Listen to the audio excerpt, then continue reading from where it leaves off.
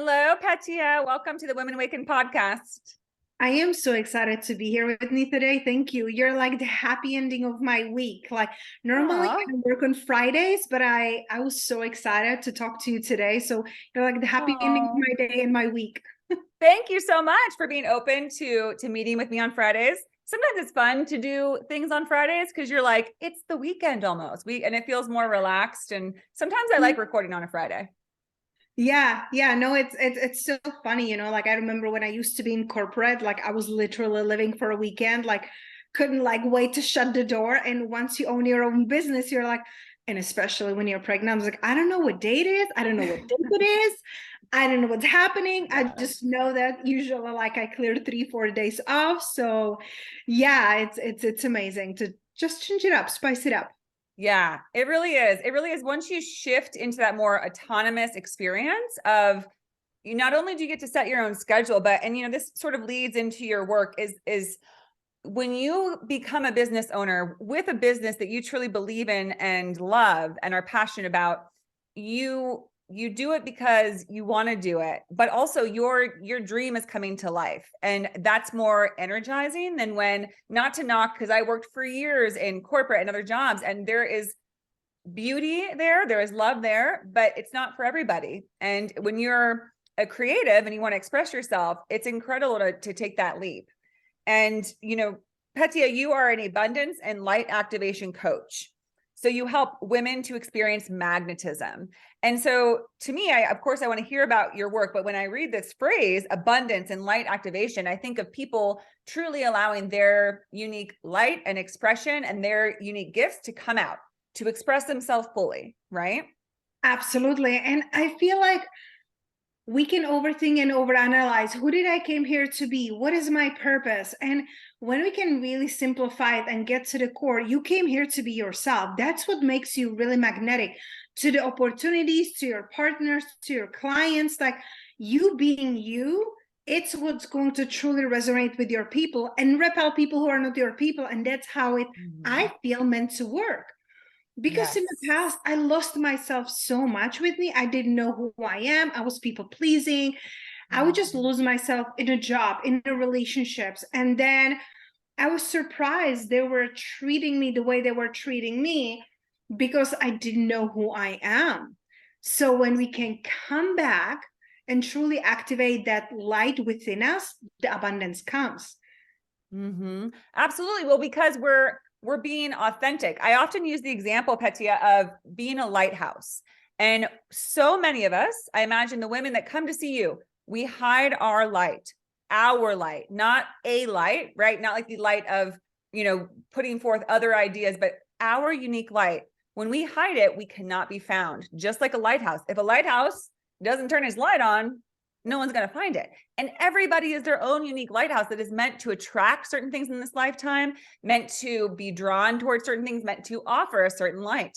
And that's a big part of Women Waken. Why I started it is because we have created a world where people are so afraid to be able to be their full authentic self, to show their light. They think, well, I can't do that. It doesn't, what if it's not acceptable? What if it doesn't lead me to the things I want? What if I can't get by in life, right? We're so focused about making a living and surviving when, as you and I know, survival is guaranteed. We're souls, we're spirits, we're energy, right? So when we put our focus on more physical things like just trying to make ends meet, we're forgetting exactly why we came here, which was to be ourselves, not to make sure that we have a job that's going to pay all the bills. Those things are real, right? However, what if we could do those things by being ourselves, which is Yeah. what you are doing? Someone who's found their light, found their expression, being the lighthouse, bringing people in who need the services that you have. Absolutely. And I love what you say. Like we can pay all of our bills, but we can do it in a path of least resistance. It doesn't have to be struggle. It doesn't have to be hard. It doesn't have to mean that we lose ourselves. It doesn't mean that we are going to do all that we think we should do. It means that we will really align with our truth and then we can be richly rewarded. What are Yeah. your gifts? To be abundantly paid to be you, it's who you came here to be. Yeah. Yeah, definitely. And we all have that right to be able to, or have great abundance just by being ourselves, you know? And again, I think that that's the greatest tragedy for most people, is that they not only don't think that they have that to give, but they think that they're not worthy and not good and don't have their own values or value. They're not valuable on their own. Yeah. And I feel like you just like really hit it, you know, because I feel that that's the foundation of completely everything. Feeling worthy. If you're not feeling worthy, nothing else will work. Not your relationships, not your health, not your opportunities, nothing really will work because you don't feel worthy and deserving of that. And this is something that I have realized. And it's funny, like if I would believe in coincidences, I would say it's a coincidence. But a few years ago, I was tanning on our backyard, and I was like messaging a couple of clients at the same time, you know, like of course separate chats, but I was messaging them and supporting them what they were going through. And then it kind of hit me. I was like, oh my gosh, the root of both of them, they were like facing different challenges, one health, one relationship, you know, and business. And I'm like, the root, it's really not feeling worthy. If they would feel worthy, they wouldn't let their partner to treat them the way they were treating them. They wouldn't be like so attached to the outcome of their clients if they would feel worthy. So after that, I created like a mini course, unapologetically worthy, because I'm like, this is a foundation for every single person, especially women. If you can tap into that, those limiting beliefs, rewriting that, creating a new scenarios, and really feel worthy of receiving, everything else will be easier because you open yourself up. Yes. Yes. And that's the name of your podcast, Unapologetically Abundant, right? You have a podcast? Yes. Yes. Yes. And I love that phrase. I was like, yes, yes. Like, unapologetically, so many things. Unapologetically you, unapologetically abundant, like allowing for us to realize that we are meant to have joy, that we're meant to have everything that we've ever wanted, that we're meant to experience life to the fullest and be our highest possible selves. And I think that there's also messages that we do need to play small or apologize for our light and our brightness and our brilliance. Yeah. And I feel like so many, you know, special women are really awakening now. And I know you can feel it and you can see it. So many women are not settling anymore. They're not going to stay in relationships and in jobs that just don't feel like aligned for them. So many are moving in a different direction. I see it, I notice it so many, especially the last couple of years when we were forced to be with ourselves instead of like going out, going on restaurants, shopping therapy, numbing ourselves. We were locked at home. We were like, okay, something has to change, and that something is me. So a lot of people, especially women, I feel like started awakening, starting their businesses and seeing that, wow, it's actually so much easier to be me than wearing all of these masks. It's so hard. You know, we think like, oh, I have to be this person and this person and this person when I walk into this room, this room, this room. And the thing is that you lose yourself in a process. It feels heavy. And in the end of the day, you will feel empty. Yeah. And if you don't have that energy within you for yourself, how do you want to give it to anyone else or to anything else? You can't. Yeah, completely. And I think we're all exhausted from putting on, again, the not being our authentic selves, not letting our light shine is it is exhausting because that's the most natural thing to do. Our natural state, I believe, is to express ourselves fully. If we just relax and surrender to who we are, we're in the flow. Nothing is being held back. But we literally spend our lives trying to hold back our light and everything and trying to fit into these boxes that we don't fit into. It's exhausting and unsustainable. And I believe that's, and a lot of, you know, scientists and medical people will say that that's a lot of what causes illnesses is by constriction, because constriction in our emotional body and our spiritual body causes constriction in our physical body, which causes disease. Absolutely. So if we stop doing this, we would be healthier, we would be happier, we would be less tired, we would be more free. All the things will change. And just as you said, something is happening right now. And it's women particularly because women are, I personally believe in the different energies of men and women, the masculine and feminine. And women are that which honor and express life. We're meant to do that. And men are what support life. They're what help us with the creation, with creating the structures around what we want to create and vision. And right now, we're not doing that.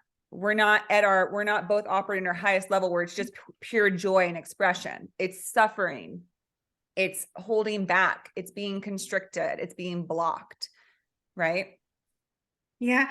And I feel like we get to remember that there gets to be a balance of the feminine and masculine energy, because we both have both, right? Like I have a feminine and I have a masculine, but is it balanced? Is it healthy? Is it wounded? Yeah. Because the way I grew up, I didn't feel safe growing up. I was mentally, physically abused. I went through toxic relationship, anxiety, depression, almost 2 decades of eating disorder, trying to take my own life. I was living in such a darkness that only way for me to feel safe was step into the masculine, being the provider, being the protector, later on building my own business, because there is this feeling of, I know when I do something, I will receive something and achieve something. Mm-hmm. So I see it in so many women that we are in that masculine energy because we feel like it feels safer than being in our feminine. Just think about it. Like hundreds and thousands of years, we were being punished for being too sexy, too feminine, speak our truth. It still circulates in our veins. It's still in our DNA. So stepping into the feminine, softening, receiving, nurturing, allowing, these things, they are natural within us, but they don't feel natural because everything that was happening, the conditioning and how we were taught in schools, they were just teaching us how to be workers and slaves instead of self-expressing and learning gifts that we will use in the world. Mm-hmm. We stepped more into the masculine, and that's how I was most of my life up until a few years ago, when I was literally, and yeah, like you mentioned it, physically burnout. I was burnout, I was tired, I was sick, all the time sick. Like I always had something, fevers, and like I would go.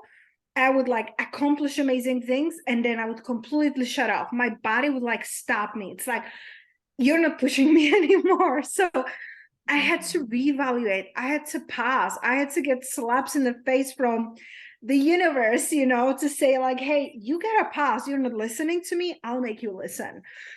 And I had to realize that going back to myself, going back to the sensuality, going back to reconnecting with nature, it's what truly deeply heals. And then now I learned when is the time to go and step into my masculine. Because when we are running business, we get to have a masculine energy. In life, we get to have a masculine energy so we accomplish and finish things. But then when is the time to flow, to be in my feminine, to soften, to receive, to allow? It helped me tremendously in my business. But also, thank goodness that I have learned how to do that, still learning, never-ending journey, with my husband. Because when I met him, I was more in my masculine because I'm like, I'm independent, I'm strong, I don't need anyone, and it wasn't true. Even if we don't need anyone, we can soften into the desire of wanting, like desiring, like, wouldn't it be fun to have a partner who is fun and loving and supportive and who travels with me? It's different vibrations. So because I softened up, he was able to stand up in his masculine. Yes. And we need that. We need to be able to be working with each other so that we're not, because if you have one person that's full force masculine, there's no space. And I've heard, and we're going to get into how you went from kind of a toxic, unhealthy relationship to your soulmate relationship. But what I've heard from people who meet their soulmate is you feel that collaboration. You feel that symbiotic relationship where one is giving their energy and the other is they're working together in it, rather than, I think my most challenging relationships were when I was trying to be, too masculine because I wasn't getting my needs met. And then they were, not feeling like they could be in their masculine, and it's challenging. But I agree what you were saying, Petia, is that, it's been an interesting couple of centuries. Women have come a long way. It's been beautiful, but I think in a lot of ways it was a fight to be in a man's world, rather than to just be able to step forward to be ourselves. We had to force, again, that word force, and constrict, and all these things that are the opposite of flow, of our natural essence. We had to try to force our way in. But the difference, what's happening now is, like you said, when we're starting our own businesses based in what more of feminine intuition, feminine power, which is it's powerful, but it's also gentle at the same time. It knows its power, but it's not going to exert it or force it on anyone else, right? It knows that the only way that things actually work is when you just offer it and you allow it to be, and it will become what it's meant to be, rather than feel like you have to make things happen. To me, that's when we get too in our masculine. To what you're speaking of, I think the masculine is fantastic when we use our feminine intuition, guidance, ideas, and then the masculine comes in to say, okay, well then let's make it happen. Let's get busy. Let's be productive. We can do. But you can't get rid of the being. Feminine is the being. It's the one that says, where is this even coming from? It's coming from the wisdom and guidance of the universe, of higher power, of your whatever you want to call it. But right now we live in a world that denies that a bit, right? It says we don't have to honor the planet. We don't really have to honor one another. We just have to keep doing and making and producing. And it's killing us. It's killing the planet. It's killing ourselves. We're killing each other. People are committing suicides at higher rates than ever. All these things. It's ridiculous. It's not a way to live. And it's when you have only one energy just running rampant. So what I believe is happening is that the feminine is finally saying, we're going to come out as feminine. We're going to do things in the feminine way, and things are going to start shifting. There's going to be resistance because the world is still so masculine in how it operates, but change will happen. I feel like it's really already happening. And I feel like it's absolutely beautiful to witness how we can start in the feminine energy. And that's what I started to do in my business. I started in my feminine, then I step into my masculine to get things done and tasks done.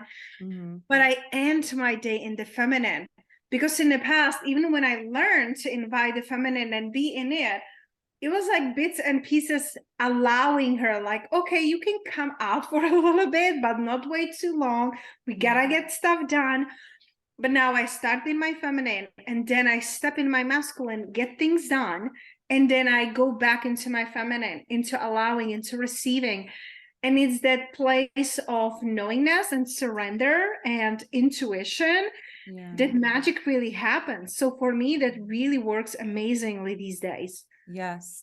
I call it my sacred space that I take every night, where it really is kind of like, if you see life as a playground, go out, have fun, enjoy it. You came here to enjoy it. You came here to express yourself fully within it.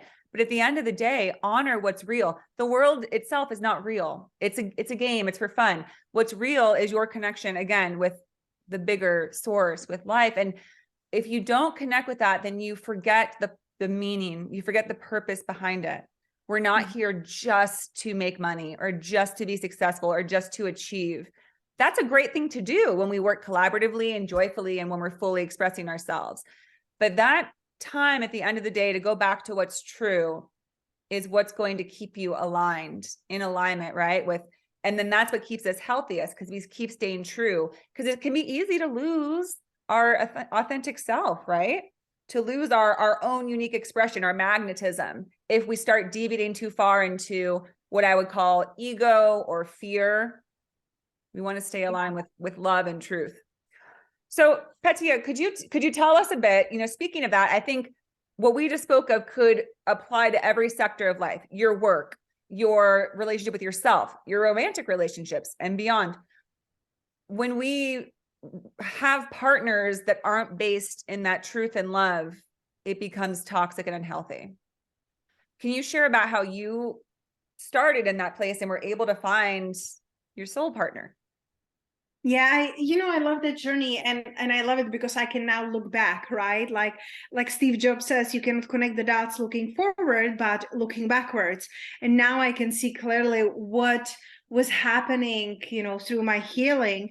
And as I mentioned, like when I was growing up, my stepfather was mentally and physically abusive, and I saw my mother just to be like doing whatever it takes to keep the family together, whether you're suffering or not. Like, you want to just keep the family together.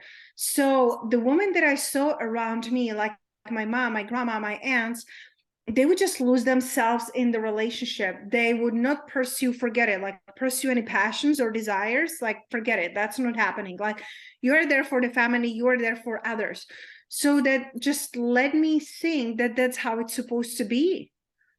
And the way I grew up, I was thinking, the stories that we create in our mind, that I'm unlovable and that I don't belong. Because if I would, why would my stepfather beat me up? Why would he yell at me? Why would he be rude to my mom? Why would my grandfather be drinking and cheating on my grandma? Like, looking at all of these things and scenarios, like I felt responsible, because if I would be worthy and lovable, then people around me would treat me with the love. And I'm not saying that I didn't receive any love growing up, but the stories and what I have seen was just not nurturing and was not safe. So then when I ran away from home when I was 18, because my stepfather beat me up, I just grabbed, my backpack. I had like what would translate to like $5 cash on me, and left home. And I was in relationship with a guy for just a couple months. He lived in different city. I moved in with him. And it was the same story, just a different place, different face. He was, physically abusive, mentally abusive, very jealous, very possessive. He was even jealous, like if my family would call me, like, why do you talk with your mother so long? And all these things. So I didn't know any better. And I was looking for the love that it was missing inside of me, in men, in friends, in, just in other, like outsourcing my worthiness and happiness. And that was since, like I was 18 until I was 28, when, like I divorced when I was 28, because my husband was different colors, similar stories, it's just cheating on me and not appreciating me. But I also saw like how deeply I wasn't appreciating myself, how I didn't have any boundaries, how I would take anything that he would say or do because that's what I saw in my mother and my grandmother, So whatever he was doing, it made me feel like, oh, if I would be a good wife, he wouldn't cheat on me. If I would be a good wife, he would help me with the household or finances and all these things. So then I divorced and I decided to be a little bit on my own, and I was then in later, like longer relationship. And it was fascinating because it was better in a sense that I was not mentally, physically abused. I didn't have to financially support him like I did all of my partners. But it was again settling because he didn't want to get married. He didn't want to have kids. He just want to have fun. We were together for almost 5 years. And then I find out that he was cheating on me with someone for years. So that was like the dropping point of like, I would rather be alone than lose myself again. I don't want to feel like this ever again. And that's when I really started to work on myself. Like, how would I really want to feel like in relationship? What do I really want to experience? What would I want it to look like? How would I want to be treated? Like, I don't have to sacrifice who I am and what I want to be doing to please someone else. It's just not the person for me. So I was, like a few months alone, and I literally became the best lover that I had. I started to buy myself flowers, take myself to dinners, take myself to massages, really asking myself, like, what would I wear? How would I act? What would I do when I am in loving, loyal, like relationship? And I started to journal about it from place of not like I need men, because I was like, after my breakup, I was like obsessed, like I don't want to be alone and all these things. So I had to release that attachment. And I started to journal, like, I'm so happy and grateful now. And I fill out the blank, what I saw in my exes that was missing, and also appreciating what did they have. Like, one of them was successful entrepreneur, another one of them was healer, another one was them was giving me massages and making me dinners. So I took the bits and pieces that I loved, and then I said what was missing, I thanked for it. So then there was like a period of doubt, like, oh my gosh, am I asking too much? Like, is it even possible, all of this in one man? And universe sent me a sign via Facebook and a post from a coach that I know locally here. And when I was like thinking about, like, oh, maybe I'm like asking too much, maybe I should just ask less. And the post was like, don't settle, like big, don't settle. And it was saying, like, if I would have settled, I would never meet my husband, blah, blah, blah, blah, blah. I'm like, okay, I'm not settling. 2 weeks later, on a business mastermind, I met my husband. Yeah. So it's really about taking a time to becoming the one that I want in my life, becoming the vibrational match, then not being attached, because when we have this attachment energy, the needy energy, no one likes needy people, let's be honest, right? So releasing that and being open and trusting. And, we are together now 5 years, and our relationship is so much fun, and we grow together. And it's just like every single day we are laughing. Every single day he makes me feel special. He makes me lemon water, brings it to me to the bed, and takes our dog to his office so she doesn't wake me up. He kisses my pregnant belly and gives me massages. And it's just like a million other things that he's doing daily. And it's so funny. People, when we met with Christopher, they told me, like, oh, enjoy. This is a honeymoon phase. Oh, enjoy. And we like looked at each other. I was like, no, we're planning to be like this. I don't feel like we had like this honeymoon, let's be crazy about each other stage, like forget the world. Of course, like there is a chemistry, let's be honest, right? At the beginning, that like later in the end, not the end, like we're planning to keep going, but like it deepens, the feelings deepens. So we're like, no, we will be like this. And his parents, they're together for 39 years. They still hold hands, they still kiss, they travel together, they support each other. So it is possible. You just get to believe that it's possible for you. So that was kind of my story, from like toxic relationship to soulmate relationship. But along the journey, I became the soulmate for myself. So I was able to attract the soulmate energy, because if I would do everything I have done in the past and lose myself in a relationship, then I wouldn't be able to attract him or like have him around, because I wouldn't be me. Yeah. Yes. Thank you so much, Petia, for sharing your story so honestly and open. I agree completely.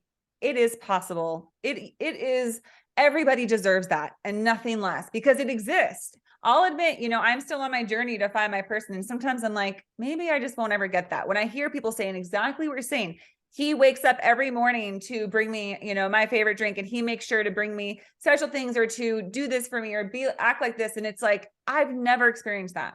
So it can be hard. It's like a unicorn. You're like, I'd like to think it's out there, but I've never seen one. So yet it's exactly what you said, that when we don't honor and treat ourselves well enough, we are not going to be able to accept that, because you can't receive something, one, that you don't believe in, but one that you're not honoring. We attract that energy by creating it first, right? Like energies attract like energies. So when you start honoring yourself like the beautiful goddess queen that you are, taking yourself out, being kind to yourself, taking care of yourself, taking space for yourself when you need it, then you are radiating and existing in that energy. And then, of course, into physicality comes the energy that's always been there, your soulmate. Mm-hmm. And, it can feel elusive when we're stuck in these cycles of thinking that we are not deserving, or that we don't have the ability to have that kind of relationship. And you can get stuck at a long time in that cycle of unworthiness. Oh yeah, absolutely. Last month we have launched a program with my husband called Lasting Love, but we did like very privately because I just wanted to see like, will I like doing this? Like, I don't know, like I'm not like a relationship coach, but my husband and me were both mentors and coaches. I'm like, let's see if we like it. And we just contacted a couple single of my clients that I knew. I'm like, would you be open to be like in a container and invest in this? And they're like, oh my gosh, sign me up. So we had a few women who joined us on a Lasting Love. And what you said is exactly it. Like sometimes they feel unworthy, like, am I really a match for the man? Like, will he really like see me, respect me? Is it even possible? I never experienced this before. So we work with them on a lot of like limiting beliefs releasing, but also like the ancestral traumas, really looking at the past. What did they experience? What did they see? What is really coming up, and why you are much more committed to your old stories than the possibilities, because that's what is happening when you're committed to your past and to what you have seen. You cannot be creating the new. Yes, absolutely. And I think another powerful practice to have is to let what comes come in and let whatever goes or isn't drawn to you. Because I think just what you said, when you first got into a relationship, and this is common, we're grabbing, we're like, I need it back. If they're gone, then I need to fill that back with energy. I need to fill that back with a different relationship, a different companion. But what that's saying is if you haven't shifted at all, then you're just getting more of the same energy. Cheaters and liars and people who are not going to treat you for the value that you're worth. So, and this is what I've started practicing, and I feel that I'm making some progress on my path to finding my person, is that I'm not chasing after people anymore. If somebody's not going to make an effort for me, if they're not going to show they're interested, then I let them go. In the past, I'd be like, well, it's okay. I'll ask them if they want to do something. I'll ask them. And, they might say yes because they think they can get some sex out of it. They can have a companion for a little while at their whim, right? And then you get tied in, though. That's the tricky thing about love, is that your emotions are involved, your most vulnerable emotions, because the feelings that come up in romantic relationships reveal our deepest, most fears and insecurities, because everything's on the line with love, right? Someone either loves and accepts you completely or is going to reject you, right? And so it feels like, oh, if you show me love, then I must be good enough. So you can get tied into somebody that you have no business being with, in terms of someone who deserves you and is treating you right.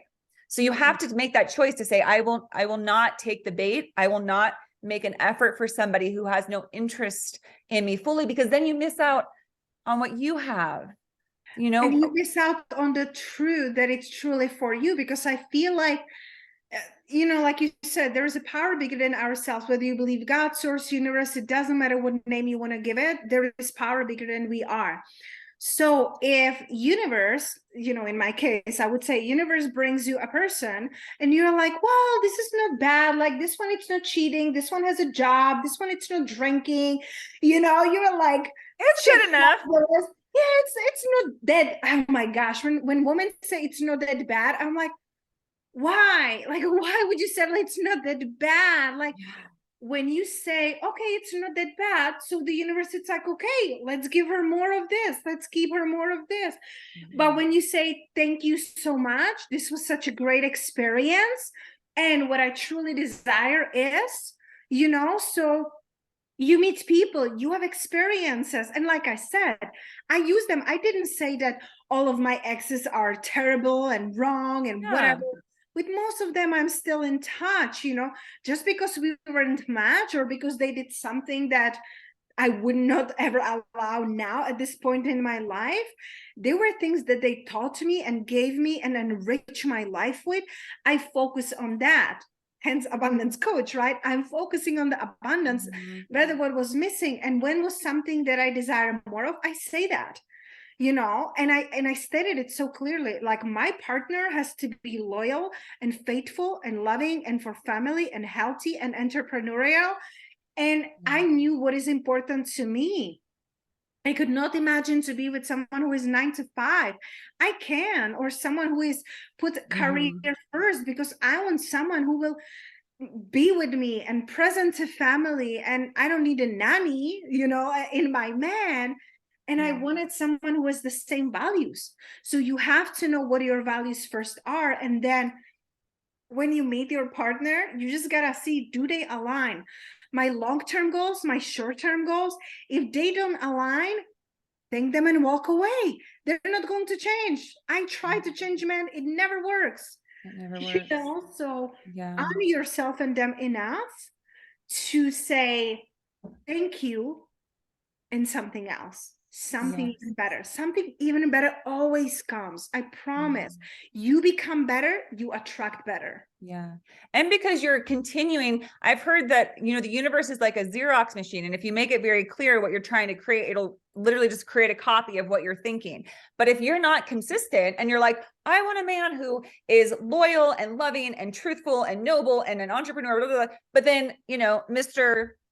Good enough comes along, you're like, oh, actually, I'll take a break and do this. The universe is like, then what are you asking me for then? I'm losing, you're not continuing your message, and it's not gonna, but if you keep your path, like keep that North Star of like, no, I know that my man exists and I'm gonna keep, and again, like people come in, little flies, and they have a little bit to offer. You're like, nope, like you said, thank you next.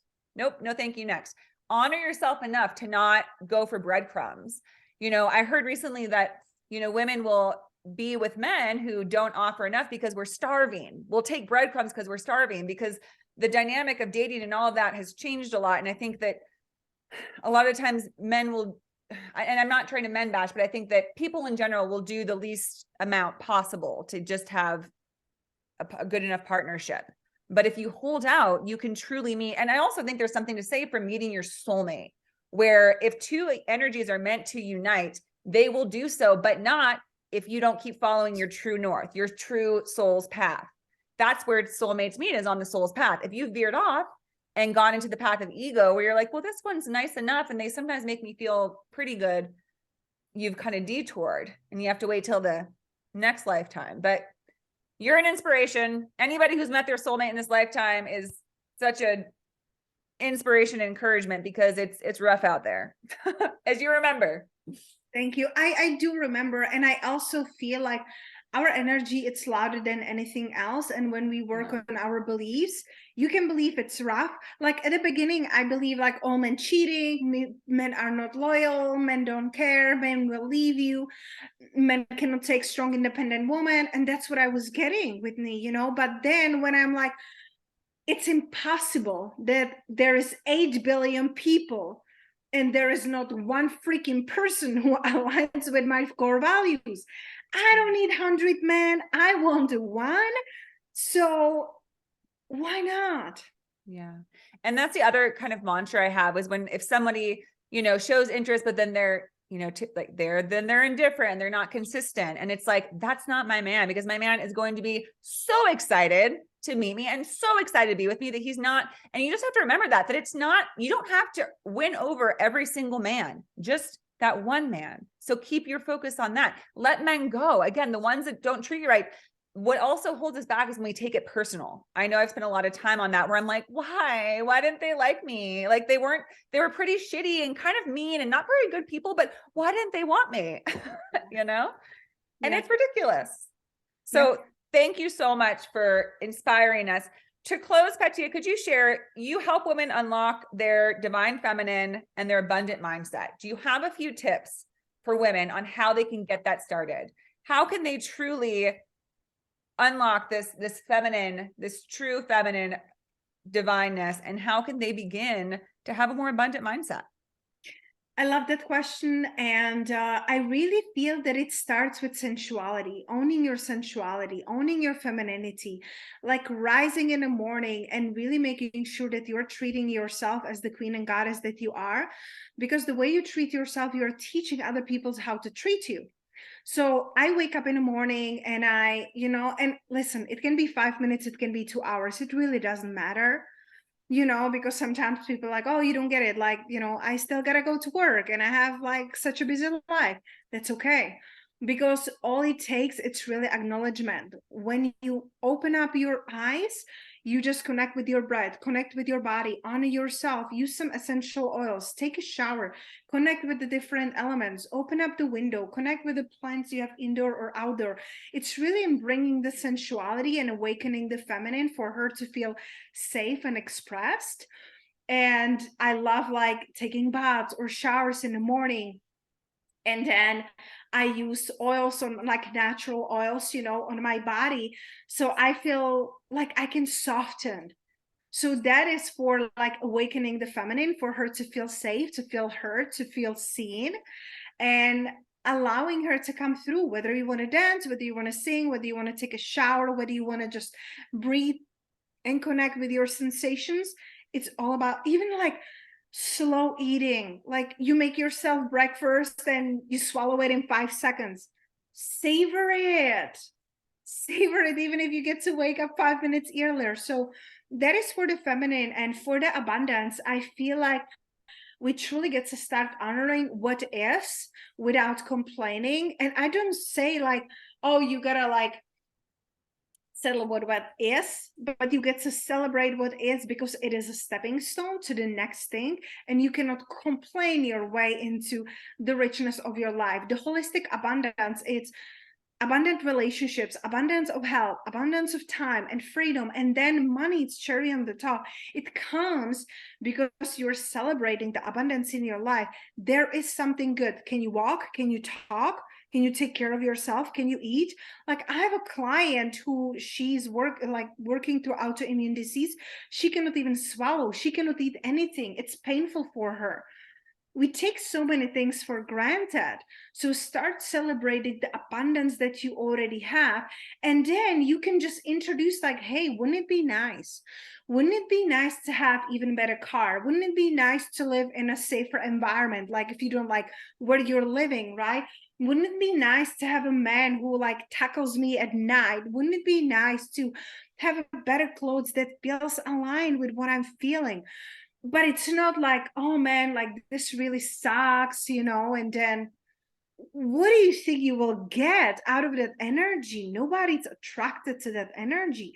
So be the energy you want to receive back. And that's how you tap one step at a time into abundance, because you soothe your nervous system, you soften up into the feminine, and you're able to receive.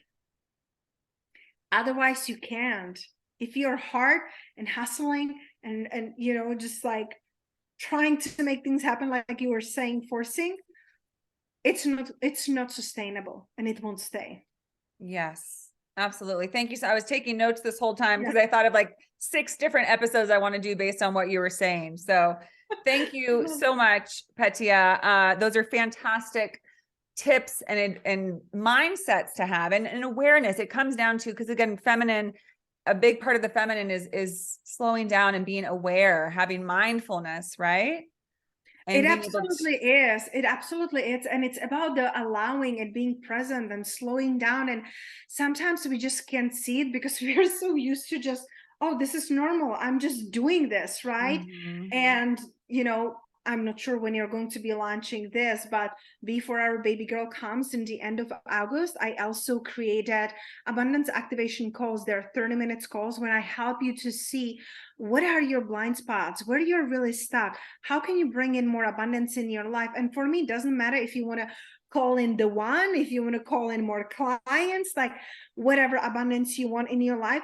Sometimes we are so used to doing things a certain way that we don't even realize that there's other way, easier way. You know, I'm not saying better, but it can be easier if somebody else can look. So I can share with you the link for the 30 minutes free call, so I can help activate yes, abundance. yeah. And I feel like it's so valuable just to slow down and Mhm. look and see where we are, take an inventory of your life, and choose again. You can always choose again. Always, always, every single moment. Do it differently. We don't have to keep recreating the same experience. We can have a totally different experience, and then we'll finally get a different result. Finally, right? Yeah. Well, Petia, this has been so fun. Thank you so much for joining us on this Friday when you are, ripe with your baby inside. Just a Thank little more you. ways to go. Petia, if people want to find you, I'm going to put the link that you mentioned in the show notes, but how can people find you? Website, Instagram, what's the best way? Yes, I feel like my favorite place, it's really my Instagram, just my unpronounceable name, Petia Kolibova. So I know you will put it in a show notes. Yeah. That's like my favorite place, or my podcast. We mentioned Unapologetically Abundant, and on my website, petiakolibova.com, there's everything. Free gifts and connections and beautiful like alignments to get back into your abundance. Fantastic. Thank you so much, Petia. Beautiful talking with you. I can't wait to have you back after you have your baby girl. And maybe you can sit still for longer than we can do more of a marathon episode. Thank you so much for having me. You're so welcome. Take care.